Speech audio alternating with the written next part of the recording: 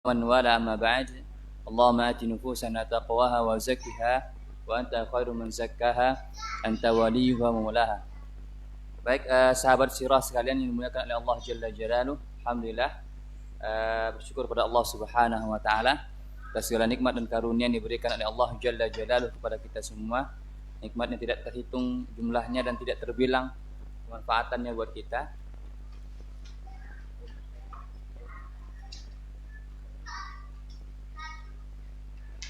Dan yang nikmat yang paling besar adalah kita sampai saat ini masih diberikan oleh Allah taufik dan hidayahnya, di mana kita bisa dekat dengan ahli ilmu, kemudian kita diarahkan bersama dengan kesibukan dengan ilmu, dan semoga Allah Subhanahu wa taala terus mencatat kita sebagai orang-orang yang terus terbimbing, terarah dalam nuansa keilmuan, yang ilmu ini berujung kepada amalan yang semoga Allah Subhanahu wa taala menjadikan akhir kehidupan kita adalah kehidupan yang Allah mengatakan kepada jiwa-jiwa itu, ya ayyatuhan nafsul mutmainnah, hai jiwa-jiwa yang bahagia, wahai jiwa-jiwa yang tenang, irji'i ila rabbiki radiyatan mardiyah, kembalilah kepada Rabbmu dengan ketenangan. Dan apalagi insyaallah tema kita hari ini adalah tema seperti biasa, setiap pekan keempat di setiap bulan kita akan mengupas tentang sirah nabawiyah secara tematik, secara kasus-kasus tertentu, dan mudah-mudahan dalam waktu cepat insyaallah segera kita akan segera hadirkan Akademi Sirah. Dan mungkin sebagai busyra buat semuanya, insyaallah sesuai dengan perencanaan, kemungkinan Akademi Sirah Pekanbaru itu akan langsung di handle oleh tim pusat insyaallah. Mudah-mudahan, jadi sebagaimana Pekanbaru sudah diresmikan Akademi Keluarga atau Parenting Nabawiyahnya, mudah-mudahan sekarang kita lagi proses Akademi Sirah Pekanbaru pun juga akan langsung di bawah tim pusat insyaallah. Jadi tentunya kita akan mudah-mudahan nanti ke depannya kita akan menikmati sajian dari Ustadz Budi, Ustadz Herfi, Ustadz Maman dan seterusnya. Semoga Allah berikan taufik insyaallah. Kemudian mari kita bersalawat kepada Rasulullah SAW. Allahumma shalli ala Muhammad wa ala ali Muhammad. Insyaallah pada hari ini kita kembali akan menyelami tentang Nabi kita SAW, sosok yang patut kita teladani dan kita cintai, karena kecintaan kita dan keteladanan kita kepada beliau itu akan membuahkan syafaat kita kepada kita di yaumul qiyamah nanti. Baik, sahabat sirah dimuliakan Allah Subhanahu wa taala, sebelum kita mulai insyaallah kami sampaikan beberapa info. Pertama, insyaallah tema kali hari ini kita akan tema menarik, yaitu tentang tema jahiliyah. Tema jahiliyah. Mungkin spesifiknya kita bukan kita mungkin akan bercerita bagaimana jahiliyah zaman itu, tapi kita akan lebih mencari nilai hikmah apa sih jahiliyah sebenarnya yang diperangi Nabi. Kemudian apakah jahiliyah itu selamanya keburukan, hal-hal yang negatif? Ini apakah sebenarnya jahiliyah itu hanya pada masa lalu atau mungkin kita hari ini juga jahiliyah? Ini mungkin tema-tema ini akan poin-poin ini akan mudah-mudahan kita dapatkan hikmahnya. Insyaallah akan dikupas bersama guru kita, Gurunda Dr. Helmi Hafizahullah taala. Alhamdulillah beliau sudah bersama kita. Dan nanti akan didampingi oleh Abah Brian ya, Abah Brian. Jadi temanya ini talk show ya. Jadi ada dua arah ya, santai. Mungkin nanti di sela-sela diskusi, sela-sela pemateri pun juga mungkin boleh diselingi pertanyaan. Jadi kita lebih santai, mudah-mudahan dengan santai ini kita bisa menyerap betul apa itu jahiliyah. Karena ada perkataan menarik dari Umar bin Khattab ya, bahwa sesungguhnya generasi manapun yang tidak memahami jahiliyah maka akan terurai keislamannya perlahan-lahan. Ini perkataan Umar bin Khattab. Kemudian sahabat sirah yang dimuliakan Subhanahu wa taala, informasi berikutnya adalah bahwa di tempat kita ini juga ada asrama Quran. Asrama Quran kita tidak hanya yang asrama tetapi juga program non asrama. Jadi kami mengajak kepada sahabat sirah sekalian, silahkan, telah terbuka kesempatan buat kita menjadi pejuang-pejuang agama Al-Quran sebagai keluarga Allah Subhanahu wa taala. Ya, artinya apapun kesibukan kita punya kesempatan untuk bisa menjadi penghafal Quran. Ya, kini kita sediakan fasilitas non asrama dan silahkan mari bergabung ya, mari bergabung. Jangan kalah dengan kesibukan, tapi mari paksakan diri kita untuk punya kesibukan yang kesibukan itu nanti akan membela kita di hadapan Allah. Karena hari ini kita punya banyak kesibukan, ternyata kesibukan yang kita cintai itu sering sekali meninggalkan kita. Maka carilah kesibukan atau hal-hal yang kita lazimi, yang dia benar-benar tidak akan meninggalkan kita pada saat kapanpun dan dimanapun. Dan diantaranya adalah menyibukkan diri dengan Al-Quran, ya, dengan Al-Quran. Kemudian juga kami mengajak para sahabat sirah sekalian bahwa kita punya grup informasi di WA kita. Kemudian kita juga punya insya Allah kita akan aktifkan fanpage kita, FB kita. Di sana kita akan share faedah-faedah tentang sirah nabawiyah dan info-info lainnya. Kami berharap pada sahabat sirah sekalian untuk juga bisa berpartisipasi aktif, artinya ikut menyebarkan info-info dari link tersebut. Dan berikutnya juga mungkin kami meminta juga kepada para sahabat sirah sekalian, setiap ada kajian-kajian sirah nabawiyah di tempat kita ini, selama kajian berlangsung, bagi sahabat sirah sekalian yang punya atau terlatih menuliskan hikmah-hikmah, silakan dituliskan hikmahnya. Jadi mungkin selama mengkaji, mungkin sahabat sirah punya hikmah yang tersirat, yang terdapatkan, atau hal-hal yang mungkin menggelitik, silahkan dicatat dan silahkan dikumpulkan di grup itu atau di japri admin, ya. Setelah itu bisa sahabat sirah sekalian di-share di status WA-nya. Jadi mudah-mudahan kita menjadi penyebar-penyebar kebaikan, penyebar-penyebar kebaikan. Jadi kalau misalnya sahabat sirah sekalian mendapatkan faedah atau punya goresan, silahkan dituliskan kemudian bisa dikirim di grup sirah kita. Dan kemudian selanjutnya kalau memungkinkan juga mungkin silahkan dipasang di status WA-nya. Ya, mudah-mudahan kita bisa menyebarkan sinar cahaya sirah nabawiyah ini di kehidupan kaum muslimin. Itu mungkin yang dapat kami sampaikan sebagai pembukaan. Insyaallah langsung saja kita mulai acara kita. Kita panggil MC kita, host kita Abah Brian untuk mengawali acara ini. Kepada Abah Brian kami persilakan.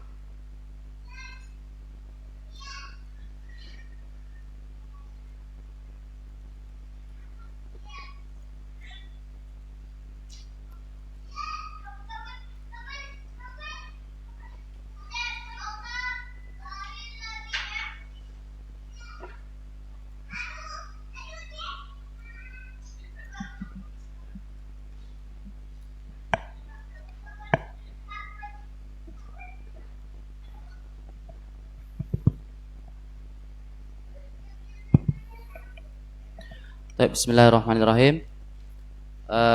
Bagi para peserta sahabat sirah semuanya yang mungkin masih di luar, silakan untuk masuk ke dalam. Insyaallah kita akan mulai kajian kita bersama guru kita Ustadz Dr. Helmi Basri. Bagi yang mungkin di bagian belakang mungkin bisa diisi tempat yang kosong di depan. Bismillahirrahmanirrahim. Assalamualaikum warahmatullahi wabarakatuh. Alhamdulillahi Rabbil Alamin. Wassalatu wassalamu ala ashrafil anbiya'i wal mursalin wa ala alihi wa ashabihi rasulillahi ajma'in. Ashhadu an la ilaha illallah wahdahu la syarikalah wa ashhadu anna Muhammadan abduhu wa rasuluhu la nabiyya ba'dah. Allahumma salli ala Muhammad wa ala ali Muhammad. Allahumma inna nas'aluka ilman nafi'an wa rizqan thayyiban wa amalan mutaqabbalan. Rabbana zalamna anfusana wa illam taghfir lana wa tarhamna lanakunanna minal khasirin. Allahumma inna nas'aluka fahman nabiyyin wa hifdzal mursalin wa ilhamal malaikatil muqarrabin. Allahumma amin. Sahabat sirah dimulakan oleh Allah Subhanahu wa taala. Pertama mari kita bersyukur kepada Allah pada pagi hari ini Allah kumpulkan kita di majelis yang mulia, majelis yang berbicara tentang Rasul kita, seorang tauladan yang hendaknya terus kita pelajari dari sisi seluruh kehidupannya. Dan mudah-mudahan agenda belajar kita hari ini dimudahkan oleh Allah Subhanahu wa taala.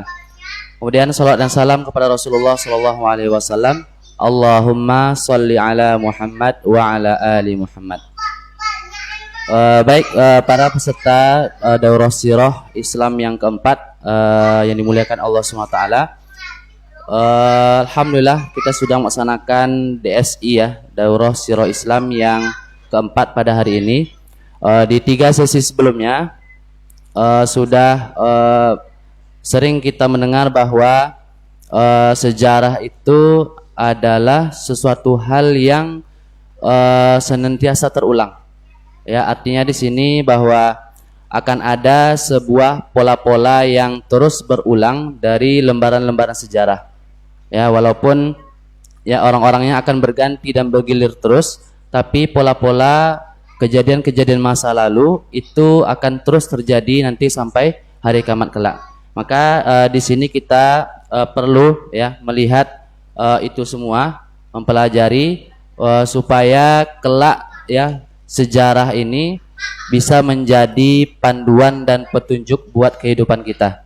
Karenanya di dalam Al-Quran sendiri ya beberapa pertemuan yang lalu guru kita sudah menyampaikan bahwa sepertiga Quran saja itu isinya kisah. Ya, isinya kisah. Maka kisah itu adalah sesuatu hal yang sudah pernah terjadi, ya, sudah pernah terjadi dan terulang. Maka sepertiga Quran ini saja, dan sering kita membaca surat yang dalam sholat kita yang sering kita baca, yaitu surat Al-Fatihah ya, surat Al-Fatihah saja itu ada isyarat agar kita mempelajari sejarah ya. Di ayat A'udzubillahi minasyaitonirrajim, ihdinas shiratal mustaqim, kita meminta kepada Allah jalan yang lurus ya. Apa itu jalan yang lurus? Shiratal ladzina an'amta alaihim, ya, kita meminta kepada Allah jalannya orang-orang yang diberi nikmat oleh Allah Subhanahu wa taala. Ya, kata para ulama, orang yang diberi nikmat ini adalah para nabi, para rasul, orang-orang solih, dan orang-orang syuhada, orang-orang syahid. Maka merekalah orang-orang yang diberi nikmat oleh Allah SWT, jalan orang-orang yang diberi nikmat. Maka kalau kita tarik buat kehidupan kita hari ini, maka jalan yang diberi nikmat itu adalah bukan jalan yang santai, kemudian tidak ada masalah, kemudian tidak ada cobaan, ya. Karena kalau kita lihat dari jalan orang-orang yang diberi nikmat oleh Allah, itu banyak masalah, kemudian banyak ujian. Tapi di saat bersamaan, ketika ada masalah seperti di kehidupan Nabi SAW, ketika Nabi mendapatkan ujian yang sangat berat, Allah hadirkan kisah buat Nabi SAW. Ya, ini solusinya. Kenapa? Karena di dalam kisah itu ada solusi buat Rasulullah SAW. Dan mudah-mudahan ini menjadi semangat buat kita untuk mempelajari sejarah, karena sejarah ini atau kisah ini bagian dari agama kita. Maka insya Allah hari ini kita akan berusaha membedah inspirasi dari tema jahiliyah. Ya, kalau kita baca temanya sebenarnya ada apa dengan jahiliyah, maka mudah-mudahan ini bisa kita kupas bersama guru kita, Ustadz Dr. Helmi Basri, hafizallahu taala. Kita langsung persilahkan saja kepada guru kita untuk hadir di depan bersama kita. Halo Ustaz.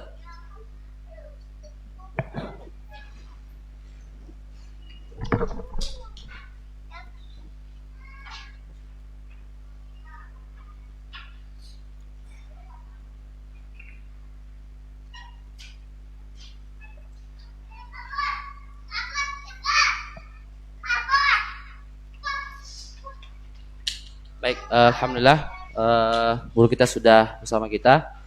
Apa kabar Ustaz? Sehat Ustaz? Alhamdulillah. Baik. Tema yang sudah kita tetapkan Ustaz di tim Daurah Sirah itu adalah ada apa dengan jahiliyah. Kalau kita lihat buku-buku sirah itu juga membahas tentang, pertama sekali itu adalah kisah yang terjadi sebelum Rasulullah SAW lahir. Ya, berarti di sini ada sebuah kisah atau pemaparan materi yang disebutkan di buku-buku sirah yang kita baca itu kejadian-kejadian sebelum Rasulullah SAW lahir gitu. Dan tema di situ adalah tentang tema jahiliyah. Ya, jadi kalau kita lihat ya kira-kira apa menarik dari tema jahiliyah Ustaz gitu. Ya, Ustaz, silakan. Bismillahirrahmanirrahim. Assalamualaikum warahmatullahi wabarakatuh. Waalaikumsalam.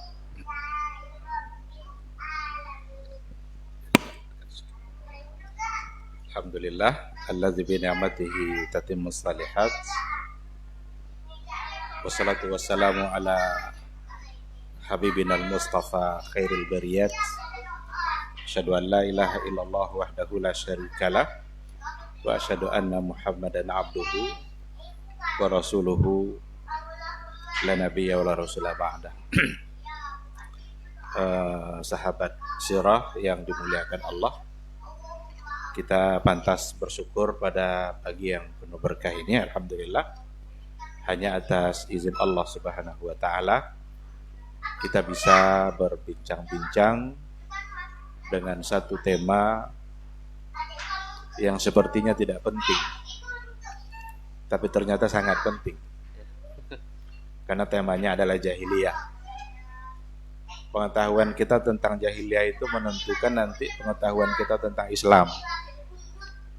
Sebab Umar bin Al-Khattab mengatakan, la ya'riful Islam man la ya'riful jahiliyah.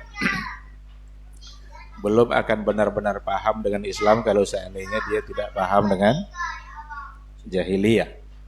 Berarti tentu saja sangat penting bagi kita untuk membahas persoalan jahiliyah itu. Kata jahiliyah itu merupakan satu kata yang mewakili keadaan masyarakat ketika Nabi diutus. Jadi kata jahiliyah itu sebuah istilah yang mewakili dan menggambarkan situasi keadaan masyarakat pada saat Rasulullah SAW itu diutus. Oleh karena itu tentu saja ada banyak poin yang perlu kita pahami dari kata jahiliyah itu sendiri.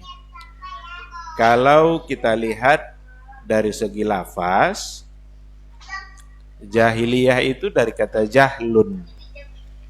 Jahlun itu jahil. Jahil itu biasanya kita artikan dengan kebodohan. Maka kalau dikatakan asrul jahiliyah, berarti asru in'idamil ilmi. Masa di mana ketiadaan ilmu atau jauh dari ilmu. Itu makna secara zahir. Akan tetapi ada dua pemaknaan yang perlu kita pahami dari kata jahiliyah itu sendiri. Yang pertama seperti yang tadi itu, jahiliyah itu merupakan lawan dari kata ilmu. Sehingga kalau dibilang jahiliyah, maka maksudnya adalah masyarakat yang tidak berilmu. Ini yang pertama. Tapi yang kedua, kata jahiliyah ternyata tidak selalu merupakan munaqid lil ilmi. Tetapi ada makna yang kedua adalah munaqidun lis-suluki wal hilmi. Seperti yang dikatakan oleh para ahli lughah ketika mereka memaknai kata jahiliyah.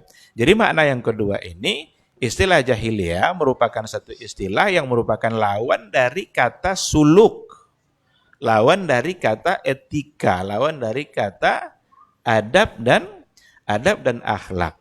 Nah, oleh karena itu ketika disebut masyarakat jahiliyah, yang manakah kira-kira yang lebih tepat?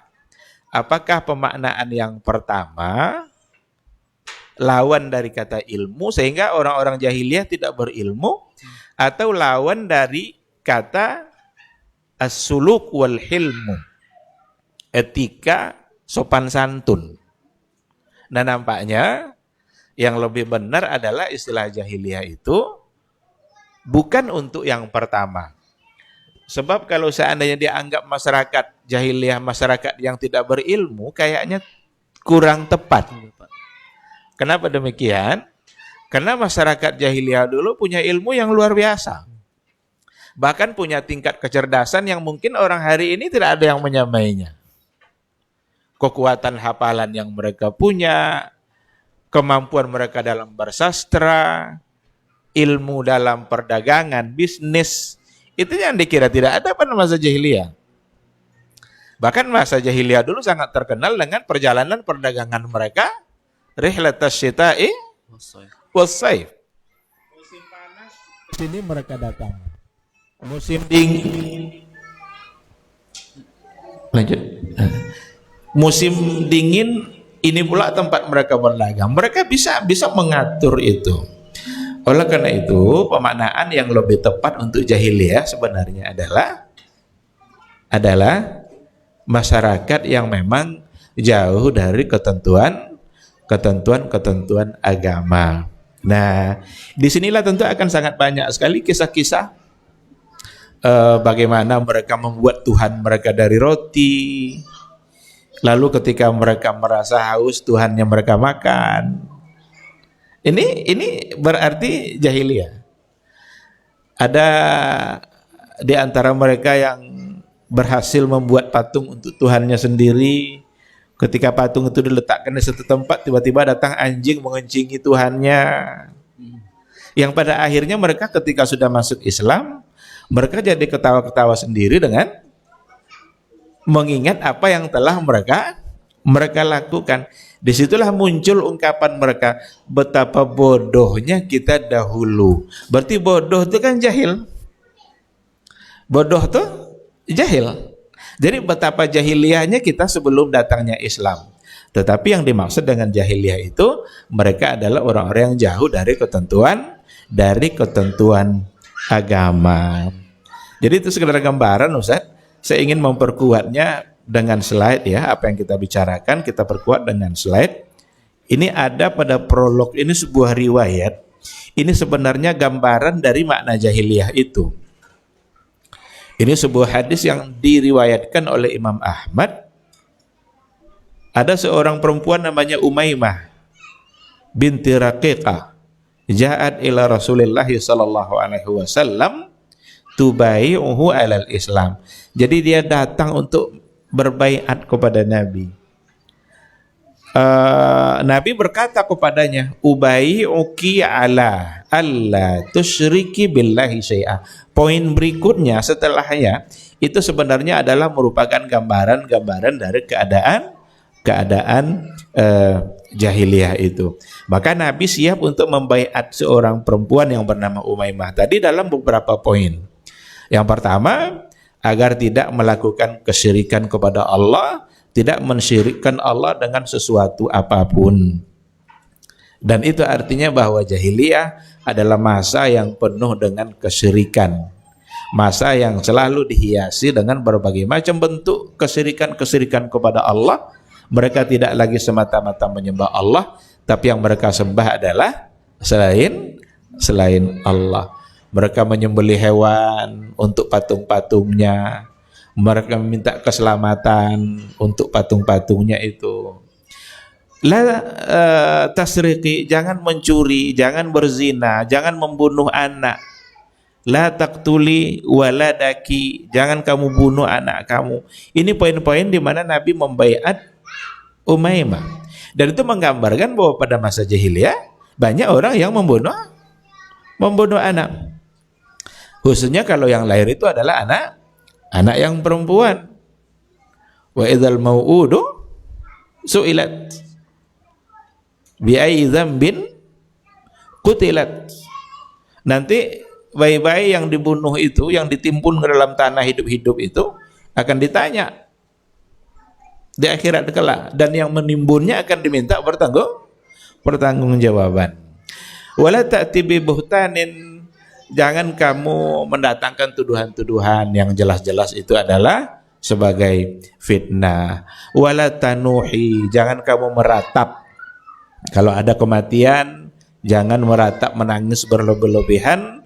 Wala tabarraji tabarrujal jahiliyatil ula, dan jangan pula kamu berhias bertingkah laku seperti tingkah lakunya orang-orang jahiliyah. Maka poin yang ada pada hadis ini sebenarnya itu adalah gambaran dari substansi untuk istilah jahiliyah. Oleh karena itu dapat kita pastikan bahwa yang namanya jahiliyah itu adalah jahiliyah bukan sekadar tidak berilmu, tetapi lebih kepada mereka tidak mengetahui tanggung jawab mereka dalam beragama.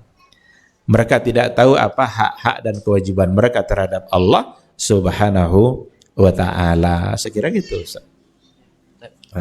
Berarti bisa dikatakan saya ketika seseorang jahiliyah ya di kehidupan sebelum Nabi SAW, berarti ini menandakan masyarakat ini jauh dari agama, terkhusus Jauh dari di agama. akhlak, Ustaz. Iya. Apakah semua di jahiliyah itu bisa dikatakan negatif saat gitu? Apakah ada hal-hal positif yang mereka miliki sehingga itu dipertahankan setelah Islam gitu? Iya. Ada dan banyak. Dan itu kemajuan-kemajuan selain yang berhubungan dengan agama. Itu ilmu nahu. Kalau kita belajar ilmu nahu, untuk memberikan bukti kebenaran dari ilmu nahu itu dari syair-syair jahiliyah.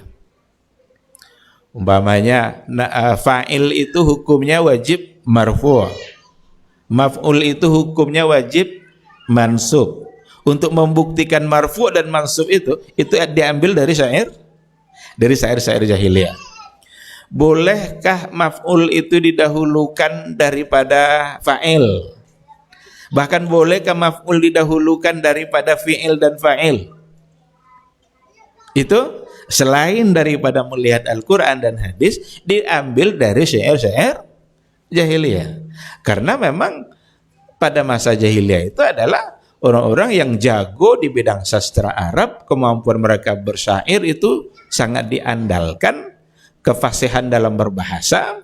Bahkan Nabi pun untuk menjaga kefasihan bahasanya, dia diutus untuk berada dulu di wilayah Badia.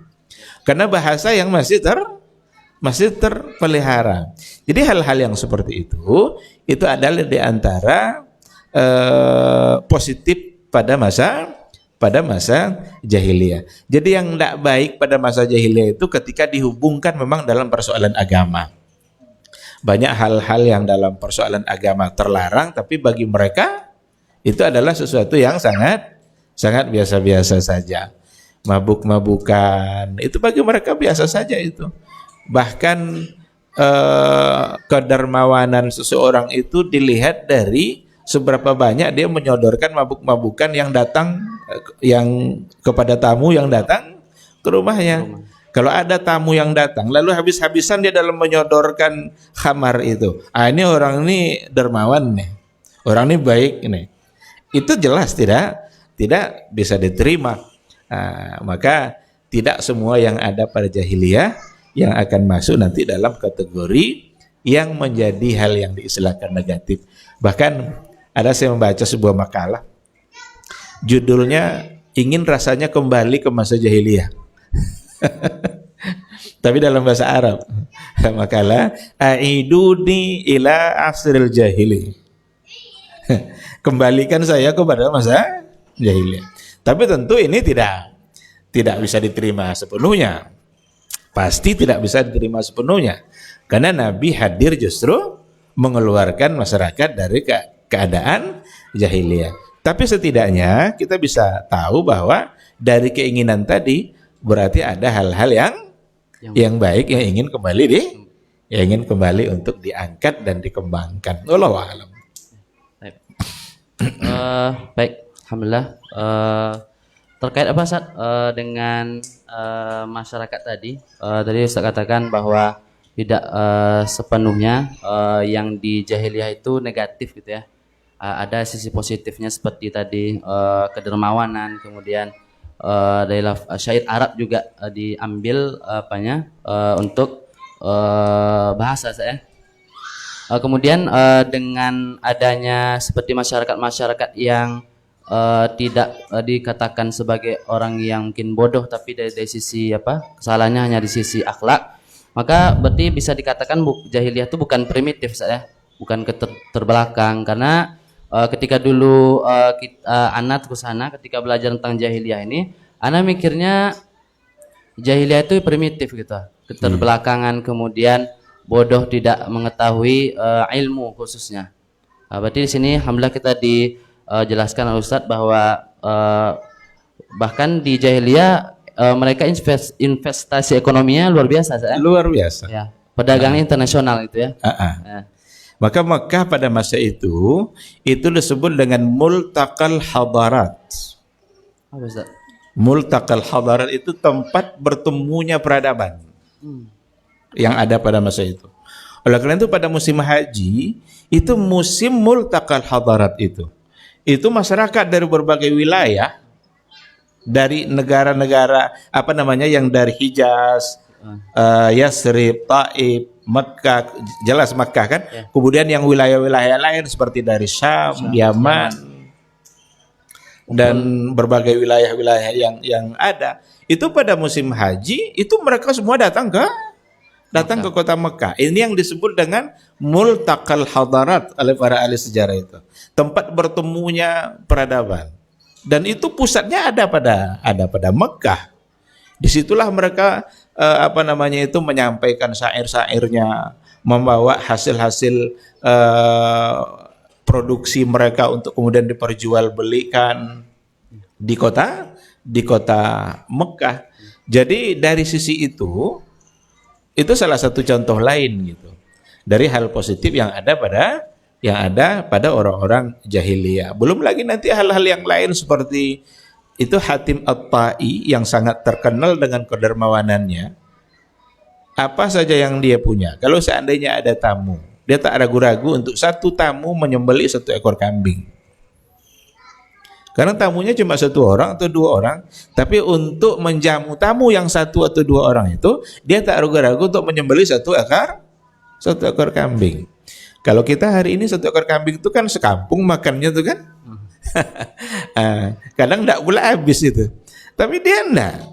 Begitu di antara bentuk dari kedermawanan yang ada pada masa jahiliyah. Maka isyarat itu sebenarnya dapat kita pahami dari hadis Nabi sendiri gitu. Hadis Nabi itu kan mengatakan innama bu'istu li utammima makarimal akhlak. Saya diutus adalah untuk menyempurnakan akhlak. Kalau dikatakan menyempurnakan berarti akhlak sudah ada. Cuma perlu disempurnakan. Menyempurnakan itulah fungsi dari kehadiran Rasulullah Sallallahu Alaihi Wasallam. Saya kira begitu. Berarti alhamdulillah terkait dengan penyempurnaan akhlak, Ustaz, Rasul kan Rasul sebelum diutus saja itu sudah menjadi bahasanya apa ya? Menjadi panutan gitu di masyarakat Arab ketika itu. Bahkan kita Ustaz sebutkan tadi ada kedermawanan, kemudian ada juga kejujuran saya, kemudian menepati janji. Ini kan akhlak-akhlak yang baik yang ada di ketika Rasulullah SAW belum diutus. Maka Rasulullah SAW sebelum diutus sudah diakui gitu kebaikannya saat itu. Kemudian setelah menjadi Rasul, kenapa malah sebaliknya saat itu? Yang dahulu mengakui orangnya jujur, kemudian mengatakan Rasulullah SAW itu berdusta, kemudian pembohong dan seterusnya. Apa mungkin yang menyebabkan itu? Bahkan Nabi kan menguji juga, dites dulu sama Nabi, masih percaya enggak mereka sama Rasul itu kan? Itu waktu di Bukit Safa itu, di kaki Bukit Safa, kan Nabi nanya dulu tuh, hei orang-orang Quraisy, kalau saya beritahu kepada kalian di balik bukit sana ada 1 pasukan yang ingin menyerang kalian percaya atau tidak? Ini sebenarnya Nabi ngetes ini. Masih ada enggak unsur kepercayaan itu kepada diri dia? Apa jawaban mereka? Percaya ya Rasulullah. Percaya ya Muhammad. Dia tentu enggak bilang Rasulullah. Percaya ya Muhammad. Karena selama ini memang kami tidak pernah menemukan kamu berdusta, berbohong. Kalau begitu kata Rasul, saya ingin menyampaikan satu hal. Sesungguhnya kalian sekarang ini berada di hadapan azab Allah yang sangat pedih. Kalau kalian tidak beriman kepada Allah. Nah, ketika Nabi menyampaikan soal agama yang ternyata itu berbeda dengan keyakinan mereka yang sebelumnya, hilang langsung yang tadi itu kan. Yang awalnya katanya kami percaya, kami tak pernah mendapatkan kamu berbohong. Tapi tiba-tiba ketika disampaikan persoalan agama, ada ego mereka yang mereka pertahankan sehingga tidak bisa menerima apa yang disampaikan oleh Rasulullah Sallallahu Alaihi Wasallam. Ngomonglah si Abu Lahab kan, alihaza jama'atana ya Muhammad, apakah hanya untuk ini kamu kumpulkan kami wahai Muhammad? Tabballaka ya Muhammad. Ternyata turun ayat yang tabba itu justru Abu Lahab. adalah Abu Lahab. Tabbat yada Abi Lahab. Jadi ada ego yang tidak bisa mereka mereka tinggalkan ketika berhubungan dengan keyakinan. Sebab mereka sudah punya keyakinan lama dalam persoalan patung-patungan itu kan, soal patung, menyembah patung. Itu kan dulu dibawa oleh kabilah Al-Khuzai, Amr ibn Luhai yang berasal dari Yaman. Dia yang pertama memasukkan patung-patung itu ke kota Mekah, dan pada akhirnya orang-orang Mekah malah ikut keyakinannya Bani Khuza'ah tadi itu, Amr ibn Luhai. Dan itu sudah berlangsung dalam waktu yang lama. Penghormatan mereka kepada patung-patung itulah yang membuat mereka tidak lagi bisa mempercayai selain apa yang mereka yakini itu. Walaupun yang membawanya adalah seorang sosok yang selama ini bagi mereka adalah orang yang sangat dipercaya dan tidak pernah berdusta, tidak pernah berbohong. Tapi untuk persoalan akidah keyakinan, tetap saja mereka menolak apa yang dibawa oleh Rasulullah Sallallahu Alaihi Wasallam. Barangkali ada sebab-sebab yang lain, seperti mereka itu kan tokoh-tokoh yang punya wibawa yang luar biasa di tengah-tengah masyarakat Arab ketika itu. Mereka mengira dengan mengikuti Nabi itu nanti kemuliaan mereka pada kabilah itu dianggapnya akan menjadi turun gitu, atau hilang followersnya. Dikiranya seperti itu. Padahal kan Nabi membawa sebuah ajaran, biarkanlah mereka tetap dalam keadaan orang yang terhormat, karena kan khiyarukum fil Islam khiyarukum fil jahiliyah. Orang-orang yang dulu terpandang pada masa jahiliyah, ketika masuk Islam dia juga akan menjadi orang yang terpandang. Ini barangkali yang kurang dipahami oleh pentolan-pentolan jahiliyah itu. Dikiranya pamornya akan hilang dengan mengikuti sosok yang membawa keyakinan yang berbeda dari apa yang mereka yakini sebelumnya gitu. Ini juga ada kisah Abu Lahab ketika datang pada Rasulullah, keponakannya sendiri. Saya ingat anak kisahnya, wahai Muhammad, apa yang akan berbeda ketika aku masuk Islam dengan orang-orang yang ada sekitarmu? Kan orang yang masuk Islam itu kan yang masih ya ada yang budak, kemudian orang-orang miskin seperti Bilal, Khobab, dan sahabat-sahabat kecil lainnya. Kemudian Abu Jahal ini beliau mengatakan apa mungkin bahasanya hak istimewa gitu yang didapat, karena dia kan kepala suku gitu, orang yang terpandang gitu. Karena mungkin bisa jadi apakah sebab dari mereka tidak mau di strata itu, tidak mau disamakan, akhirnya mereka menolak Islam gara-gara itu saat itu. Iya, itu salah satu dari makna jahiliyah dalam Al-Quran. Strata-strata yang tadi itu. Karena ada beberapa makna. Nanti kalau kita tidak sempat menyampaikannya bisa dilihat aja. Ini ada pada poin yang keempat ya. Jahiliyatul hayatil istimaiyah. Jahiliyah dalam pergaulan sosial dan kemasyarakatan. Itu ada al-asabiyah al-qaumiyah. Ada ta'assub, ada fanatik buta, ada kesetaraan yang tadi itu. Mereka menganggap kemuliaan itu berdasarkan kemuliaan suku dan kabilah mereka. Ketika datang dari kabilah-kabilah yang berbeda yang dianggap rendah, itu posisinya di masyarakat juga akan menjadi rendah. Apalagi pada masa itu ada semacam perbudakan, dan perbudakan itu sudah ada pada masa sebelumnya juga. Rasulullah Shallallahu Alaihi Wasallam kan seperti yang dituduhkan juga oleh orang-orang Orientalis kan, menganggap bahwa Islam itu Islam itu mendukung perbudakan. Padahal tidak. Karena perbudakan itu sudah ada sebelum Nabi diutus. Nah, jadi strata masyarakat antara yang merdeka sama yang budak. Yang merdeka ini juga ada pula tingkatan-tingkatannya. Mereka petinggi-petinggi tadi itu, itulah dugaan dia. Seolah-olah nanti dengan mengikuti ajaran yang dibawa oleh Nabi Muhammad, seolah-olah mereka akan menjadi terhina. Bahkan Abu Talib sendiri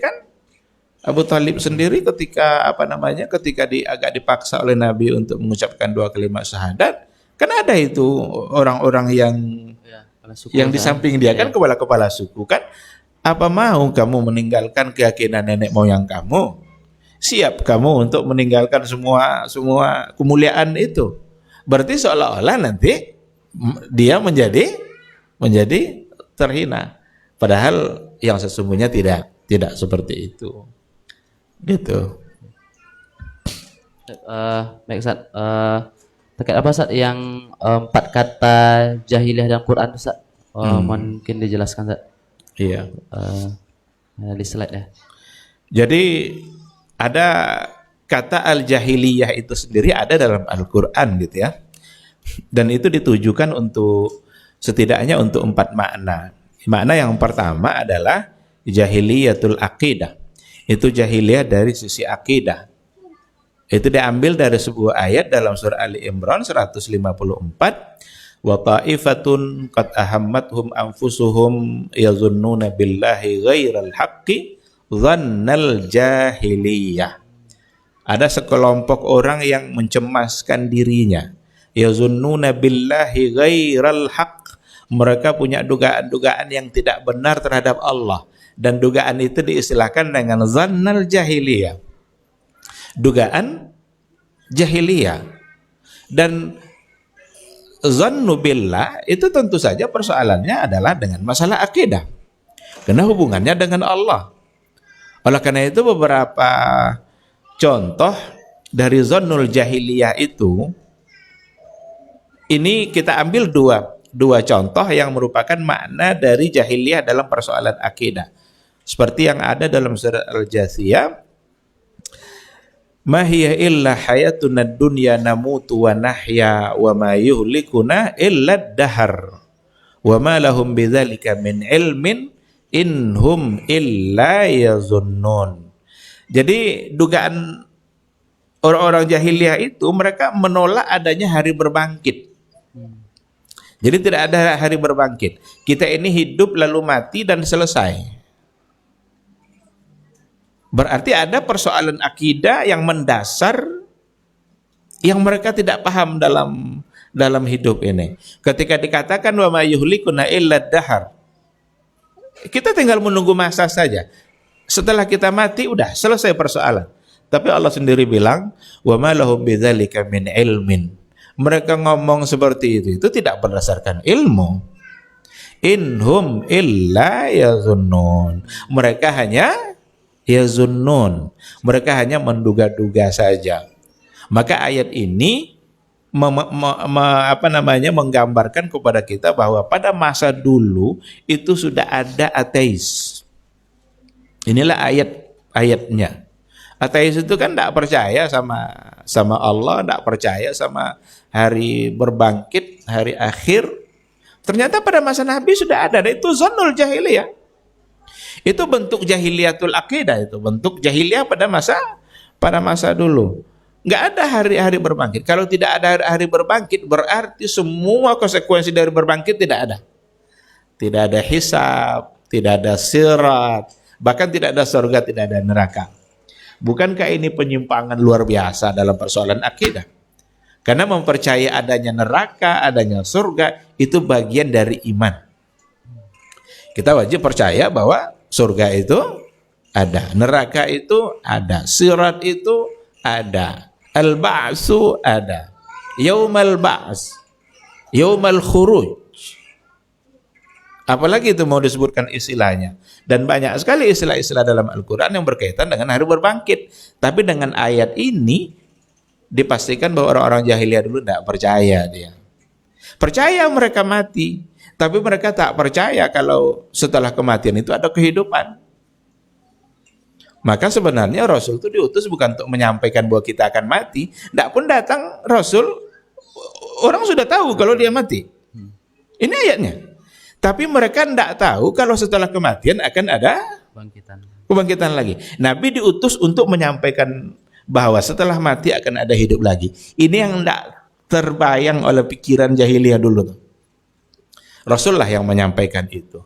Bahwa kalau nanti kita sudah mati tidak berakhir segala-galanya, tapi itu justru adalah gerbang awal untuk menuju kehidupan yang sesungguhnya. Ini contoh dari jahiliyatul akidah. Contoh yang kedua ada pada ayat yang kedua lagi dalam Az-Zumar ayat 3. Ala lillahi dinul khalis walladzina ittakhadhu min dunihi awliya ma na'buduhum illa liyuqarribuna ilallahi zulfa. Mereka menduga bahwa untuk bisa cepat sampai dekat kepada Allah itu memang perlu perantara, perlu wali. Ini ada enggak keyakinan seperti ini hari ini? Ada, Ustaz. Berarti ada jahiliyah hari ini. Berarti masih ada spirit jahiliyah pada masa sekarang. Ala lillahi dinul khalis. Allah awali dengan kata ad-dinul khalis. Din yang murni, khalis, tidak ada campur sama sekali. Wallazina takhadhu min dunihi awliya. Orang-orang jahiliyah dulu yang mereka mengambil para wali sebagai perantara dalam ibadah mereka. Apa kata mereka? Ma na'buduhum illa liyuqarribuna ilallahi zulfa. Kami tidaklah menyembah mereka kecuali hanya sekedar supaya mereka bisa mendekatkan kami kepada Allah. Itu tujuannya oleh mereka. Tapi zannya itu adalah zannul jahiliyah. Karena yang diajarkan oleh Nabi bukan mencari perantara dalam doa-doa itu, tetapi kita punya hak yang sama untuk berhadapan langsung dengan Allah. Kita punya peluang dan kesempatan yang sama untuk meminta kepada Allah tanpa ada perantara apapun. Kita harus pede dalam hidup ini. Orang-orang yang merasa perlu perantara itu orang yang tidak pede. Kan apalah saya ini orang yang banyak dosa, rasanya kalau langsung meminta kepada Allah nanti tidak didengarkan. Siapa tahu lebih duluan didengarkan oleh Allah orang-orang pendosa yang benar-benar bertaubat itu daripada orang-orang yang kurang dosa. Katakanlah kurang dosa, padahal kita tidak ada yang kurang dosa nih kan. Tetapi mereka mungkin tidak terlalu serius atau jujur dalam memohon kepada Allah. Itulah bedanya apa yang diajarkan oleh Rasul, bahwa kita semua sama di mata Allah, sama di sisi Allah, maka memintalah langsung kepada Allah Subhanahu wa taala. Ini untuk makna yang pertama, Ustaz. Sedangkan untuk yang kedua, jahiliyatul hukmi was siyasa. Ada jahiliyah dari sisi hukum dan politik. Kalau di Jazirah Arab memang belum ada kekuatan hukum yang baku selain daripada apa yang menjadi pandangan dari petinggi-petinggi kabilah mereka. Itulah yang jadi patokan. Kenapa mereka sering berkelahi? Karena untuk mendapatkan keadilan itu tidak ada caranya kecuali dengan mempertahankan diri. Maka mereka sering berperang, berkelahi. Tidak ada caranya. Belum ada aturan baku. Sedangkan dalam hukum, mereka menentukan hukum dalam kehidupan mereka sendiri. Dan yang tentu saja nanti hukum itu akan jauh dan bertentangan dari agama. Kalau kita mau coba lihat dalam persoalan pernikahan umpamanya, soal warisan, soal muamalah lainnya. Muamalah kan ada dua ya.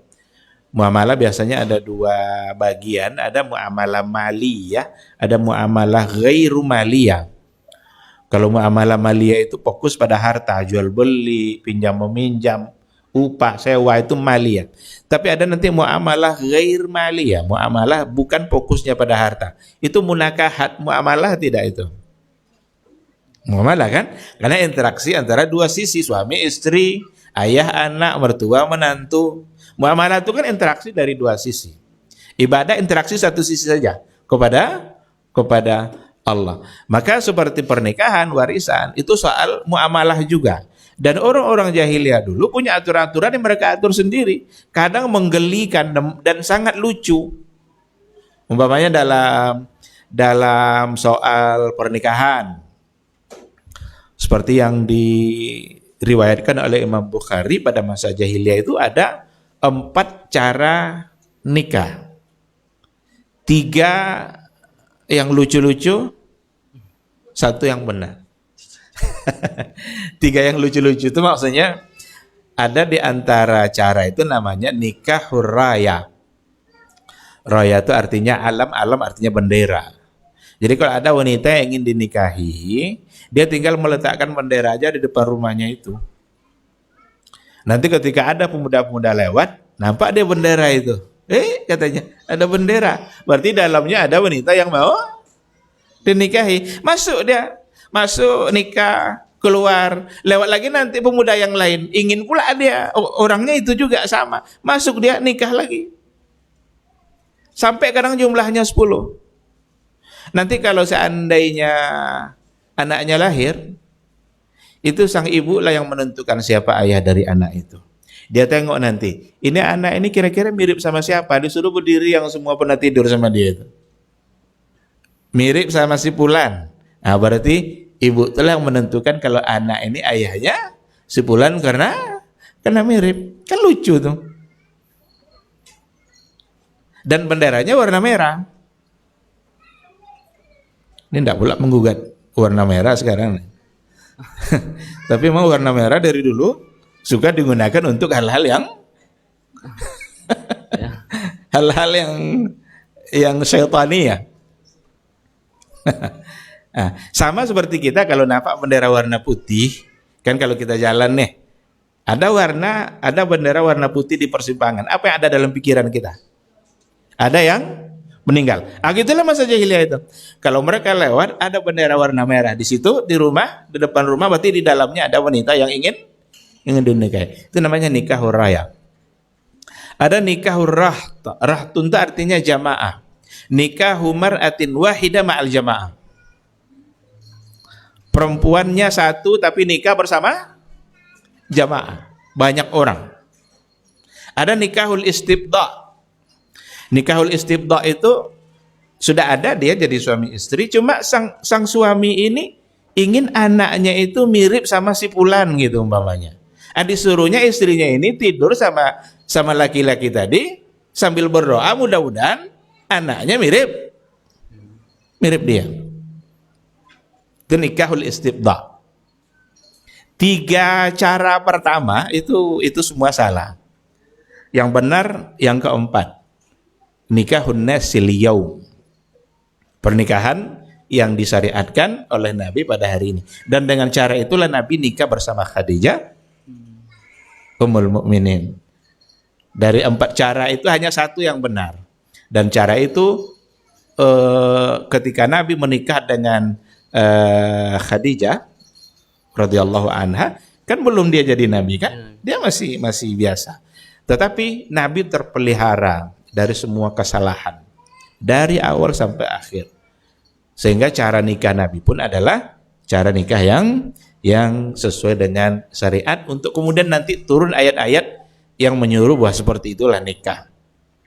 Ada walinya, ada maharnya, bahkan ada khitbahnya. Ada proses khitbah di mana mereka menjelang menuju pernikahan.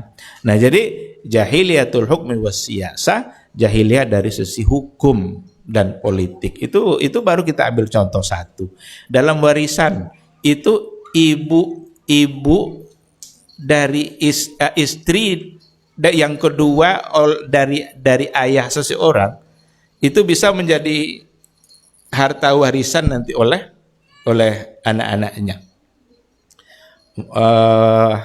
Paham maksudnya itu? Umpamanya ada ada seorang anak, ayahnya nikah lagi sama seorang perempuan. Ketika ayah ini nanti meninggal, si anak ini boleh menjadikan ibunya tadi itu sebagai harta warisan. Itu menjadi milik dia. Itu salah satu dari ketentuan hukum yang berlaku pada masa jahiliyah. Yang tentu saja itu adalah sesuatu yang sangat tidak tepat dan memalukan. Karena istri ayah adalah kedudukannya menjadi orang yang terlarang untuk dinikahi dalam Islam. Dalam persoalan hukum juga digambarkan oleh Nabi dalam hadis sendiri. Iza saraka fihim mudha'if aqamu alaihil had wa iza saraka fihim musyarib taraku. Kalau yang mencuri itu orang lemah, mereka tegakkan hukum. Tapi kalau yang mencuri itu adalah orang yang bangsawan, orang yang dianggap mulia, tinggi strata sosialnya, taraku, mereka tinggalkan penegakan hukum itu. Ini pada masa jahiliyah Nabi menggambarkan itu. Maka Nabi bilang langsung, "Lau anna Fatimata saraqat laqata'tu yadaha." Seandainya Fatimah bintu Muhammad yang mencuri, maka saya yang akan langsung memotong tangannya. Itu sebagai deklarasi bahwa Nabi tidak setuju, atau Islam yang dibawa Nabi tidak setuju dengan apa yang menjadi kebiasaan orang-orang jahiliyah. Itu untuk yang kedua. Yang ketiga, jahiliyatus suluk, jahiliyah dari sisi sikap dan etika. Itu diambil dari ayat wala tabarrajna tabarrujal jahiliyatil ula. Janganlah kalian, ini adalah para wanita, bertabarruj, berhias, bersolek, tabarrujal jahiliyatil ula, sama seperti bertabarrujnya orang-orang jahiliyah. Ada banyak poin, yang salah satunya adalah menganggap biasa perkara-perkara yang diharamkan oleh Allah, seperti zina, khamar. Perempuan bersolek menggiurkan mata yang memandang, wanita tidak dihargai. Wanita itu baru mendapatkan tempat yang sangat mulia itu ketika Islam yang dibawa oleh Nabi datang. Sebelumnya wanita tidak dihargai, dianggap sumber kehinaan. Itulah sebabnya kalau ada yang lahir itu bayinya wanita, dikubur. Kalau sudah lewat persoalan penguburannya, dia sudah dewasa, dia juga tidak mendapatkan tempat yang selayaknya sebagaimana laki-laki. Ada beberapa aturan pada masa jahiliyah itu, kalau wanita haid itu harus dikarantina. Jadi tidak boleh makan bersama, tidak boleh duduk bersama, tidak boleh bercerita. Selama dalam keadaan haid, halangan itu dikarantina di satu tempat, tidak boleh komunikasi sama yang lain sampai habis masa haidnya. Kalau seandainya ada pakaian yang terkena oleh najis, itu bukan dicuci, tapi dipotong yang kena najis tadi. Jadi tahu juga mereka kalau najis itu kotor. Cuma caranya kan tidak mungkin cara dengan memotong. Umpamanya kalau ada kena di sini, dipotong, bolonglah dia. Makanya wajar juga disebut jahiliyah kan? Karena apa yang terlintas baik dalam pandangan mereka itu yang mereka lakukan.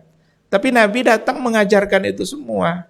Tengok najisnya, kalau najis berat, gini caranya. Kalau najis ringan, gini pula caranya.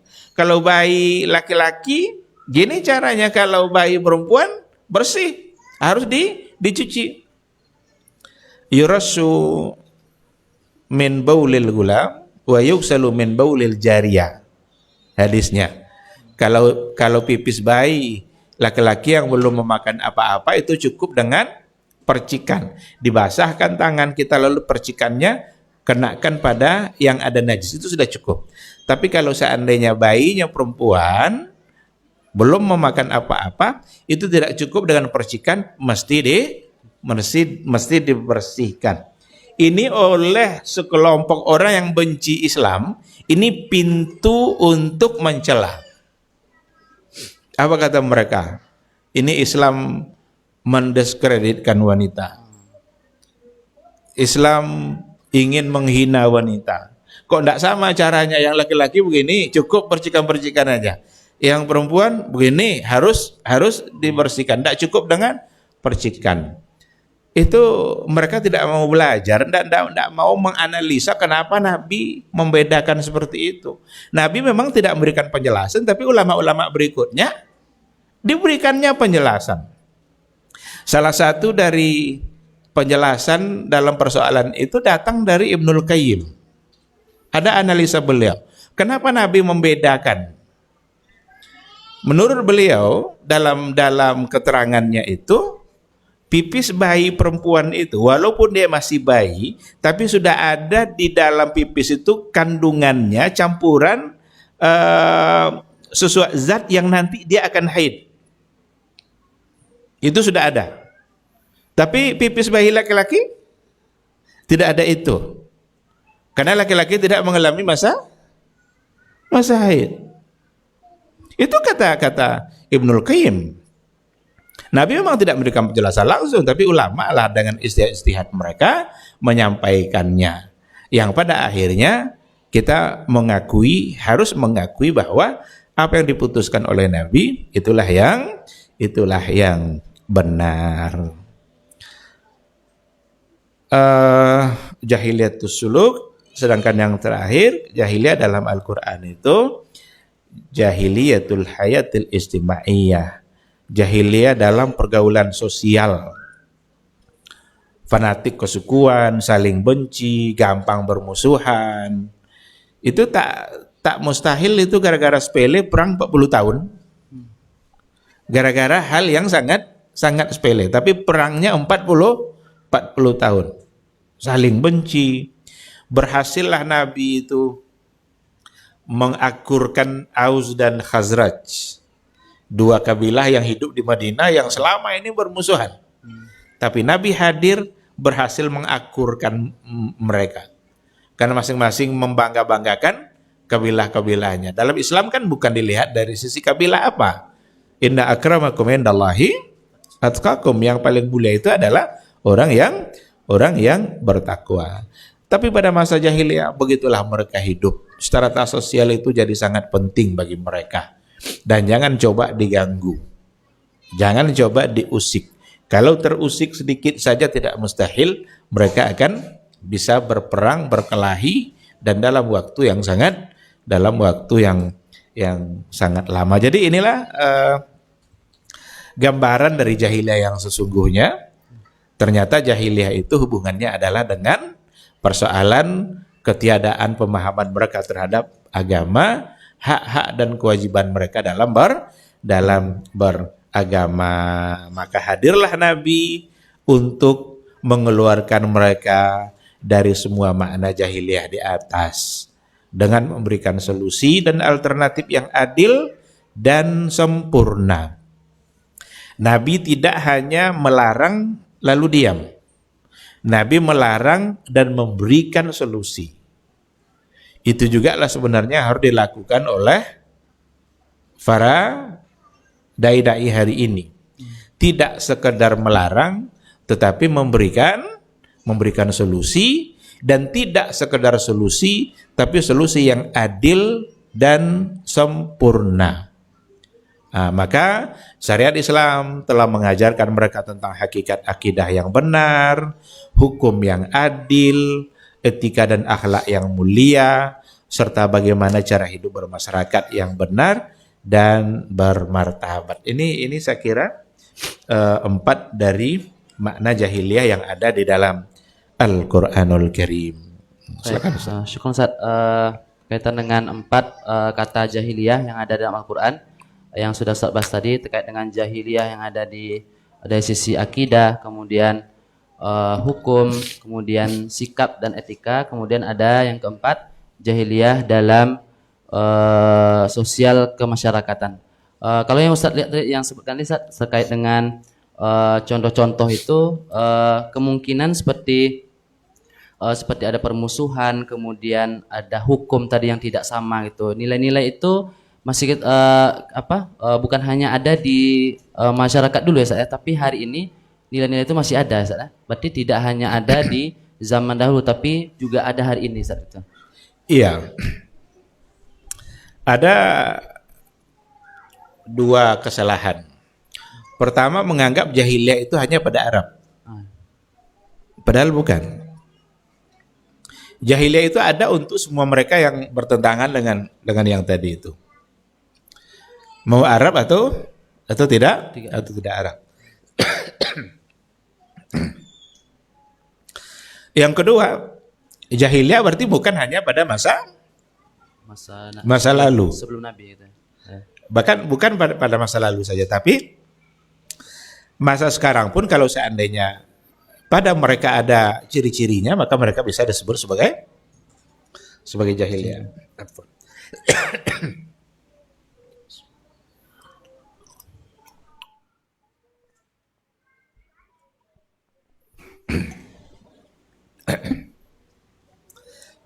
Gitu.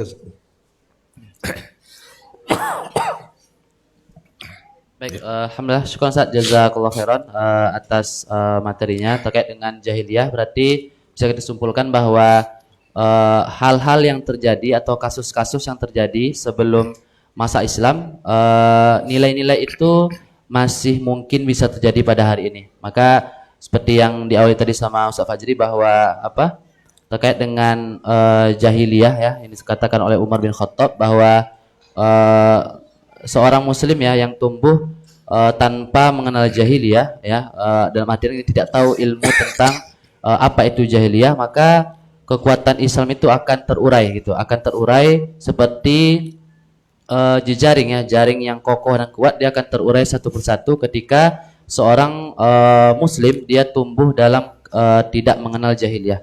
Maka alhamdulillah kita bisa dicerahkan dengan yang disampaikan oleh guru kita Ustadz Helmi Basri bahwa jahiliyah ya bisa tidak hanya menimpa orang-orang yang masa lalu tapi bisa terjadi pada hari ini ya. Syukur jazakallahu khairan. Mungkin untuk berikutnya kita sediakan sesi tanya jawab. Jika ada dari sahabat Siro sekalian yang ingin bertanya terkait dengan materi ini dan mungkin bisa jadi berikan contoh-contoh kalau bisa ya, silakan disampaikan jika ada pertanyaan ya. Mungkin dari Ikhwan silakan jika ada pertanyaan ya. Atau mungkin sudah paham ya gitu yang rupanya hari ini juga ada jahiliyah gitu. Silakan mungkin dari Ikhwan. Ini ada dari hadiah dari panitia yang mungkin bertanya ya, atau kalau tidak bertanya nanti Ustadz yang memberikan soal nanti gitu. Dari Ikhwan ada? Baik, mungkin kalau tidak ada peserta akhwat, sahabat Siroh yang akhwat, silakan jika ada pertanyaan terkait dengan materi tentang jahiliyah. Ada tes. Silakan Bunda, pakai mic. Ya.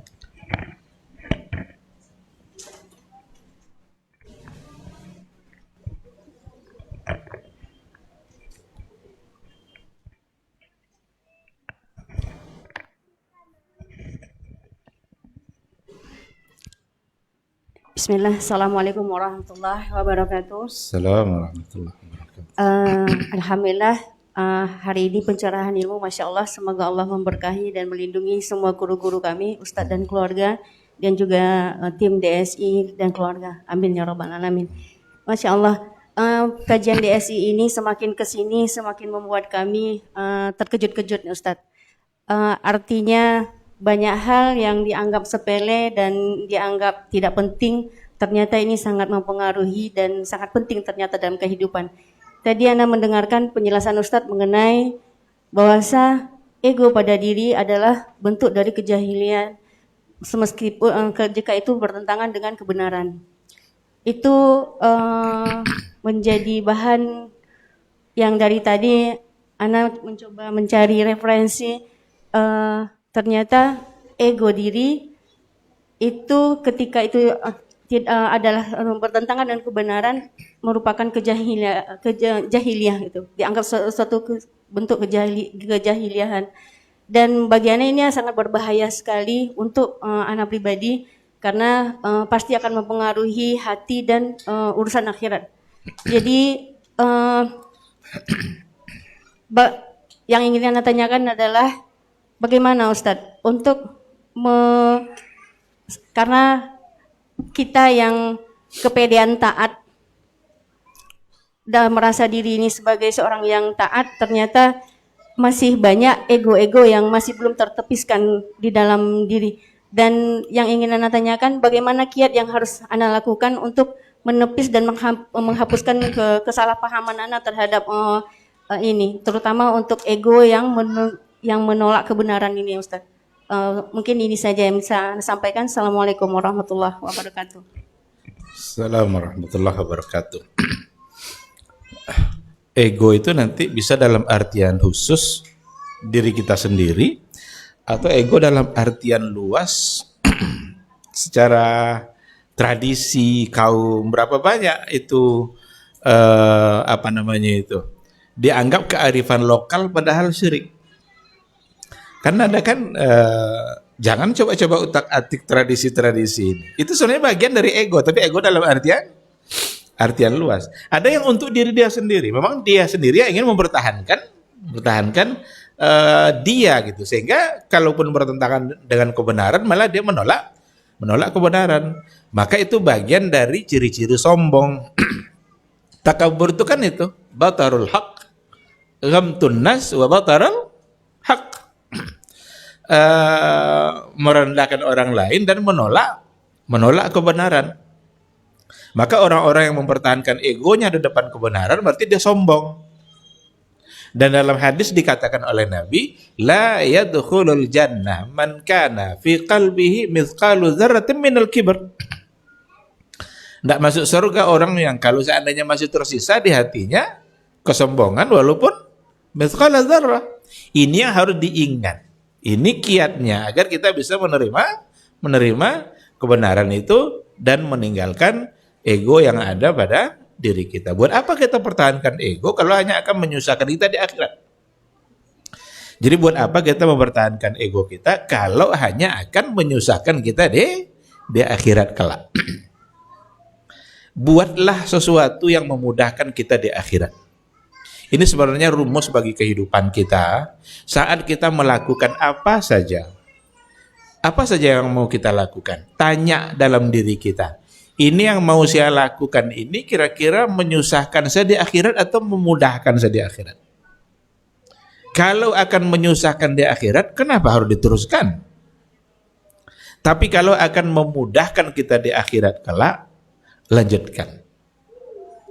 Nah, jadi itu sekira sekilas, kedepankanlah kebenaran itu, jangan kedepankan ego, karena mengedepankan ego itu berarti adalah bagian dari kesombongan yang dengannya dia bisa menolak kebenaran. Wallahu a'lam.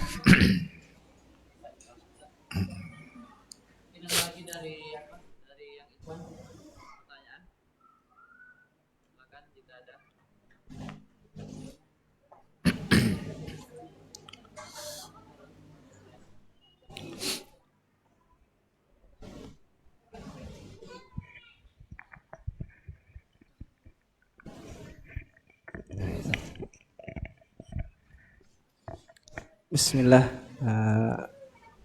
Syukran jazakumullah khairan Ustaz atas paparan materinya. Yang ingin ana tanyakan adalah apakah jahiliyah dahulu dengan sekarang terkait anak-anak Ustaz? Seperti handphone itu apakah jahiliyah kan beda? Mungkin bukan jahiliyah ya bahasanya Ustaz. Anak-anak dulu jahiliyahnya seperti apa gitu Ustaz? Nah, anak-anak sekarang kan sibuk dengan handphone, sibuk dengan dengan pergaulan yang gak baik gitu Ustaz. Hingga tertiru gitu Ustaz. Adakah gitu Ustaz? Mungkin adakah solusinya untuk zaman sekarang gitu Ustaz? Mungkin itu saja Ustaz. Syukran jazakumullah khair. Waalaikumsalam warahmatullahi wabarakatuh. Baik, terima kasih. Kalau orang jahiliyah dulu menyembah patung, jangan-jangan jahiliyah sekarang menyembah HP. Dan itu tidak mesti pada anak-anak. Orang tua, bapak dari anak-anak itu, atau ibu dari anak-anak itu. Kalau seandainya itu yang membuat dia sudah jauh dari Allah, bisa-bisa dia telah menjadikan itu sebagai patung. Maka kata asnam itu kan diperintahkan untuk tidak menyembah asnam. Innahunna atlalna katsiran minan nas. Innahunna, karena asnam itu atlalna katsiran minan nas, telah menyesatkan banyak manusia. Maka asnam itu semua yang bisa menyesatkan kita dari jalan Allah, itu menjadi bagian dari asnam. Kalau makna asal dari asnam, jamak dari kata sanamun, timsal, itu patung yang telah menyesatkan. Tetapi mungkin kita tidak temukan orang yang menyembah patung mungkin di dekat kita. Tapi ada tidak hal-hal lain yang bisa menyesatkan kita, yang fungsinya sama dengan patung dalam menyesatkan itu? Nah, berarti tidak mustahil itu juga bagian dari asnam. Mungkin saja, coba menyembah itu apa arti menyembah? Menyembah itu kan mengagungkannya, memenuhi perintahnya, mengabulkan perintahnya, itu. Kalau seandainya ada orang yang demi ketaatannya kepada atasannya siap dia mendurhakai Allah, berarti atasannya itu asnam. Karena dia mendurhakai Allah demi itu. Itu jahiliyah sah. Jahiliyah berarti. Karena ketaatan itu hanya bisa diberikan kepada Allah dan Rasulnya. Nah, maka itu saya kira sekilas arahannya mungkin sudah tahu kemana arah dari apa yang saya jawab tadi. Berarti ada hal-hal yang walaupun tidak persis sama dengan yang dahulu, tapi mungkin fungsinya menjadi sama. Maka semuanya perlu untuk dihindarkan. Wallahu a'lam. Baik, alhamdulillah, syukron kita ucapkan jazakallahu khairan kepada guru kita Ustaz Helmi yang sudah menjawab pertanyaan tadi dari peserta yang ikhwan, juga dari peserta akhwat. Alhamdulillah, kita hari ini jadi diluruskan ya pemahaman tentang jahiliyah, karena ini juga bagian dari rangkaian besar kita belajar sirah nabawiyah. Kita harus memahami konsep jahiliyah ini agar tidak salah memahaminya, karena jahiliyah yang terjadi itu tidak pada tempat dan waktu tertentu. Bahkan yang hari ini Islam pun sudah berkembang pesat hari ini, sampai hari ini bisa jadi setiap individunya masih terjangkit dengan penyakit jahiliyah ya. Mudah-mudahan nilai-nilai jahiliyah ini bisa kita fahami bersama, dan kita berdoa kepada Allah mudah-mudahan Allah jauhkan kita dari nilai-nilai jahiliyah ini. Sekali lagi kita ucapkan syukur Ustaz, jazakumullah khairan atas ilmunya hari ini. Semoga Allah memberikan keberkahan bagi ilmu Ustaz dan kesehatan juga ya. Kalau teman-teman hari ini tahu bahwa Ustaz sebenarnya kurang sehat ya, tapi alhamdulillah bersama kita hari ini. Semoga Allah berikan kesehatan dan keberkahan bagi ilmu Ustaz beserta keluarga. Baik, teman-teman sahabat sirah dimuliakan oleh Allah SWT, mungkin cukup untuk kegiatan kita hari ini. Semoga ilmu yang disampaikan oleh guru kita hari ini bermanfaat buat kita dan keluarga. Dan jazakumullah khairan atas partisipasinya pada kesempatan kali ini. Ana yang ditunjuk sebagai pembawa acara, mohon maaf jika ada kesalahan kekurangan. Kita tutup majelis ini dengan lafaz hamdalah, alhamdulillahirabbil alamin. Doa penutup majelis, subhanakallahumma bihamdika asyhadu an la ilaha illa anta astaghfiruka wa atubu ilaika. Assalamualaikum warahmatullahi wabarakatuh. Waalaikumsalam warahmatullahi wabarakatuh. Syukur. Jazakallah.